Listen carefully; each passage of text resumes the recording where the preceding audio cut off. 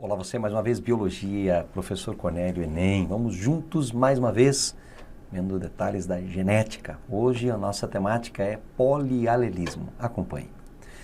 Vamos lá. Polialelismo. A genética associada ao polialelismo. Quando quebrarmos a palavra poli, temos o quê? Vários alelos.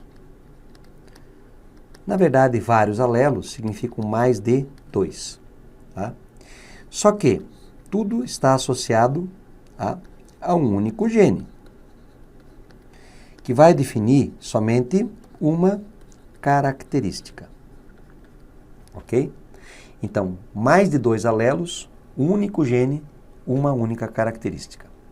Então, quando qualquer um dentre os 3 ou mais alelos pode ocupar um determinado locus, né, nós vamos ter um polialelismo. Então, nós vamos ter vários alelos. Tá? Então, olha só, cada indivíduo tem no seu genótipo apenas 2 desses alelos, um de origem paterna e um de origem materna. Então, por exemplo, o indivíduo, tá, ele tem lá o Iazão de possibilidade, o Ibzão de possibilidade e o Izinho, que derivam desse gene, ó, para o tipo sanguíneo. Se qualquer indivíduo for avaliado, ele só vai ter no máximo, por exemplo, ele pode ter aqui um cromossomo com o IA e o outro com o Izinho. Ele não pode ter os 3 ao mesmo tempo. Um deles derivou do pai, o outro derivou da mãe. Embora existam mais de 2 alelos, para aquele indivíduo só vai ter 2 alelos. De onde que surgiram esses mais alelos? Eles surgem por mutações, tá? Que são alterações provocadas ao acaso. Nós vamos analisar aqui a pelagem de coelhos e o sistema sanguíneo. Então, na pelagem de coelho é o seguinte: existe o gene Czão, existe o alelo CCH, existe o gene alelo CH e o CA. O CA define cor albina, o CH himalaio, o CCH chinchila e o Czão agútio ou selvagem. A ordem de dominância é: o Czão domina o CCH, que domina o CH, que domina o CA. Então, gente, obviamente que esse aqui é o irmão mais velho, ele manda sempre. O segundo mais velho, ele só não manda no mais velho, mas ele manda nos outros 2. Esse é o terceiro mais velho, ou seja, o penúltimo, ele só manda no mais novo. E o mais novo só manda quando está sozinho em casa. É mais ou menos por aí. Então, olha os genótipos possíveis. Ó. O Czão, o Czão CCH, o Czão CH e o Czão CA. Agútio. Para a chinchila, é um chinchila puro, CCH, CCH, CCH, CH ou CCH, CA. Chinchila. Himalaio, CH, CH ou CH, CA. E o albino, CA. Então, quando eu tenho 4 alelos, eu vou ter quantos genótipos? 10 genótipos. Quantos fenótipos diferentes eu tenho? 4. Ok? 4 alelos, 4 fenótipos, 10 genótipos. Ok? A ordem de dominância está ali mostrada para você. Nós temos aqui, ó. Olha só, o chinchilo, o himalaio, o agúti e, obviamente, o branquinho, que é o albino, tá? Gente, aqui algumas formulazinhas que nós não vamos nem aplicar muito, né? O número de alelos, né, é N. Então, nós podemos definir que o número de genótipos totais então, o número de genótipos, quero descobrir o número de genótipos, tá? É N vezes N mais 1 vezes meio. Então, o número de genótipos naquele caso, quanto que era o N? 4 vezes 4 mais 1 vezes meio. Então, 4 vezes, tá? 4 mais 1, 5. 5 vezes 4, 20. 20 dividido por 2, 10. Nós acabamos de calcular que tem 10 genótipos. Beleza? Então, as fórmulas aqui não são mais importantes. Agora, vamos ver um negócio interessante aqui. Quando trata do tipo sanguíneo, 2 pesquisadores, Landsdeimer e Wiener, descobriram, né, que existia uma certa incompatibilidade sanguínea entre determinadas pessoas. quando se misturavam, e o sangue poderia sofrer aglutinação. Foram analisar e descobriram 4 tipos sanguíneos. O tipo A, porque existe a proteína, ou seja, o antígeno A na hemácia. O tipo B, ou seja, existe a proteína B na marca da hemácia. O tipo AB, que tem ambas as proteínas nas hemácias, proteínas com a marca A e com a marca B. E o indivíduo 0O, que não tem nenhuma proteína na hemácia. Quando analisaram a dominância, viram que o alelo IA, ele é codominante com o IB, que domina sobre o Izinho. Ok?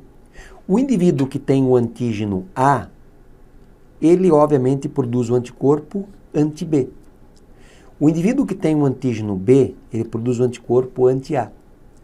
O indivíduo que tem o antígeno A e B, ele não produz nenhum anticorpo. E o indivíduo que não tem marca, ele produz ambos os anticorpos. Se nós colocássemos aqui os genótipos, teríamos aqui o A, ou ele é um IA-IA, ou ele é um IA-Izinho. O B, ou ele é um IB-IB, ou ele é um IB-Izinho. O indivíduo que é AB, ele é IA-IB. O indivíduo que é 0, ele é Izinho-Izinho. Certo? Gente, vamos lá.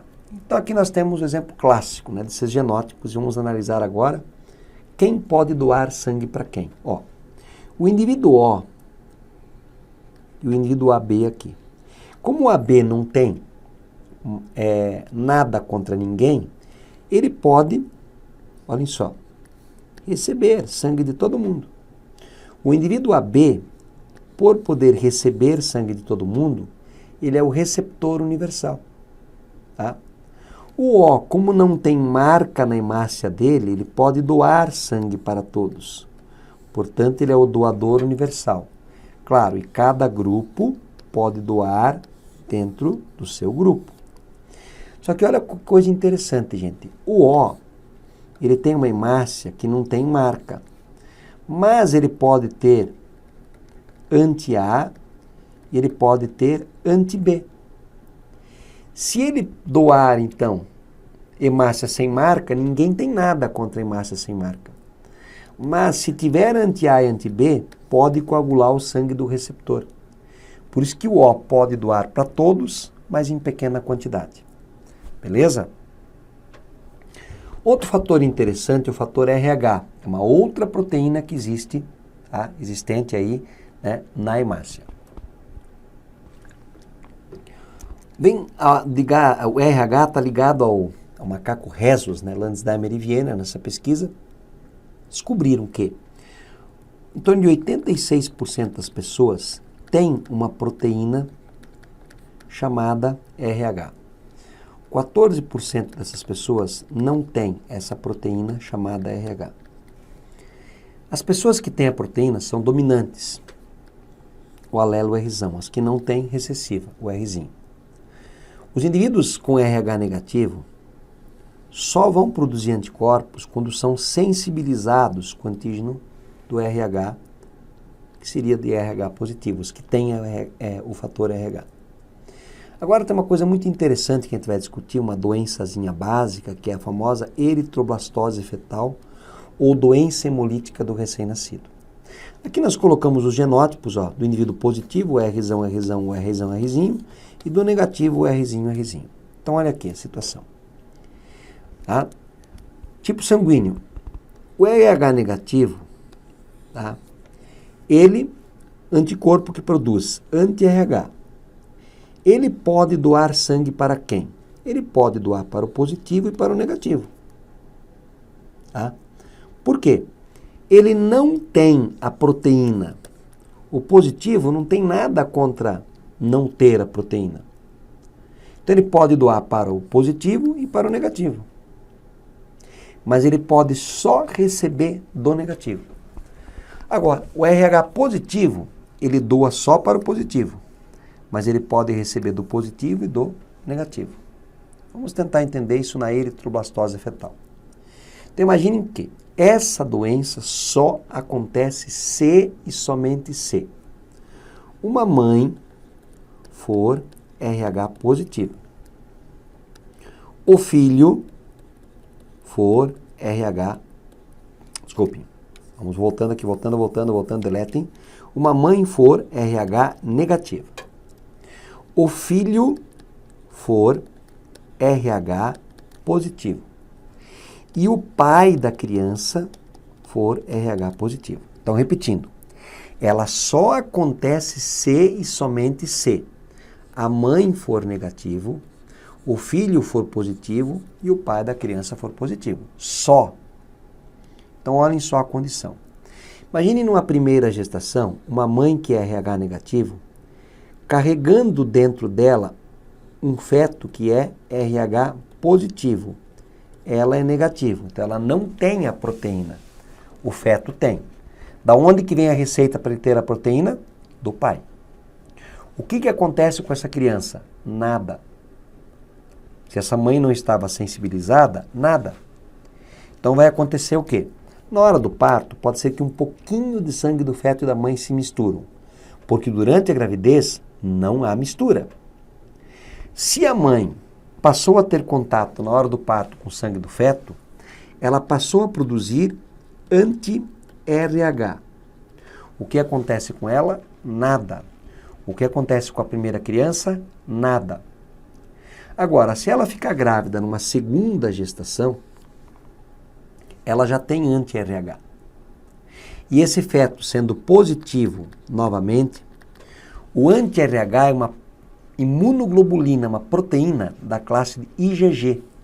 E esse anticorpo atravessa a placenta e pode matar as hemácias desse feto, gerando uma doença que nós chamamos doença hemolítica do recém-nascido ou eritroblastose fetal. Eritro vermelho, blasto jovem. Doença das células jovens vermelhas, das hemácias jovens, podendo levar essa criança, inclusive, à morte. Para evitar isso, se você, mulher, for RH negativo e o seu esposo for positivo, quando nascer o primeiro filho, logo é feita uma tipagem sanguínea e se verificar que ele é positivo, você toma uma vacina anti-Rogan. Essa vacina anti-Rogan, ela evita que você forme anticorpos. Ela deve ser tomada até 72 horas após o nascimento da criança. E aí você não vai formar os anticorpos, ok? Tem um outro tipo de sistema também de determinação chamado MN.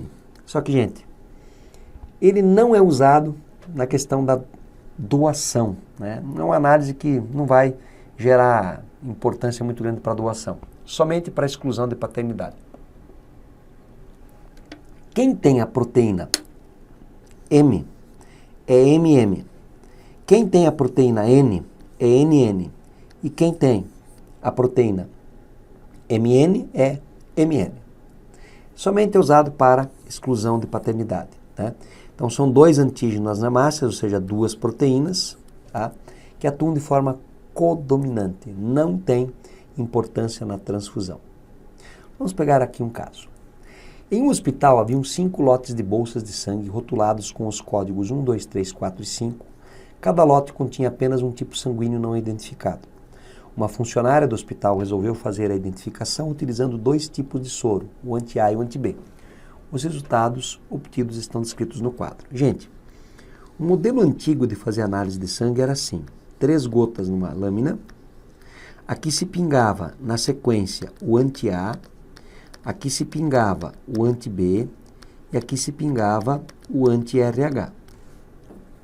Se eu pingar anti-A e aqui coagular, significa que aqui é A. Se eu pingar um anti-B e não coagulou, B não é. Se eu pingar aqui o RH e coagulou, significa que tem RH. Então, nesse caso, é A positivo. Agora, olhem só. O lote 1, 22 litros, soro A não aglutinou. Então, não tem A. Soro B aglutinou. Qual é o tipo de sangue? P. Lote 2, 25 litros, soro A aglutinou. B não aglutinou. Qual é o sangue? A. Lote 3, 30 litros, soro A, aglutinou, B, aglutinou. Qual é o sangue? AB. Lote 4, 15 litros, não aglutinou, não aglutinou. Qual é o sangue? 0O. Lote 5, 33 litros, não aglutinou, aglutinou. Qual é o sangue? B. O que ele pergunta? Quantos litros de sangue eram do grupo sanguíneo A?